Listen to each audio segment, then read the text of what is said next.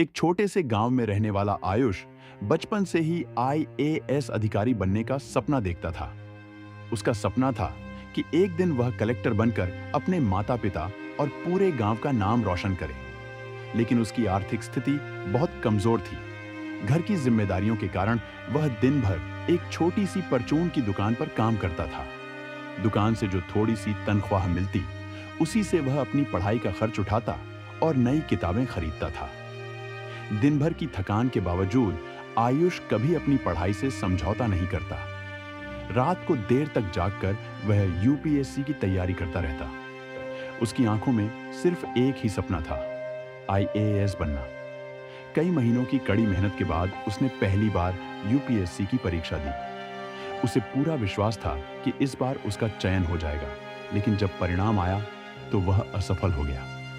उसके कुछ दोस्त जो उसके साथ ही यूपीएससी की तैयारी कर रहे थे, उसका मजाक उड़ाने लगे।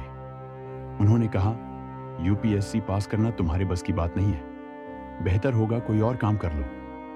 उनकी बातें आयुष के दिल को जरूर लगी, लेकिन उसने अपने सपने को टूटने नहीं दिया। उसने तय कर लिया कि अब वह पहले से भी ज्यादा मेहनत करेगा। अगले ही दिन से आयुष फिर उसी परचून की दुकान पर पूरे मन से काम करने लगा। दिन भर मेहनत करता और रात को देर रात तक पढ़ाई करता। उसने अपनी हर कमजोरी पर काम किया और हर दिन खुद को पहले से बेहतर बनाया। समय बीतता गया। आखिरकार यूपीएससी की परीक्षा का दिन फिर आया। इस बार आयुष पूरे आत्मविश्वास के साथ परीक्षा देने गया। कुछ महीनों बाद जब परिणाम घोषित हुआ तो उसकी खुशी का ठिकाना नहीं रहा। आयुष ने यूपीएससी परीक्षा शानदार अंकों से पास कर ली और आईएएस अधिकारी बनने का अपना सपना पूरा कर लिया।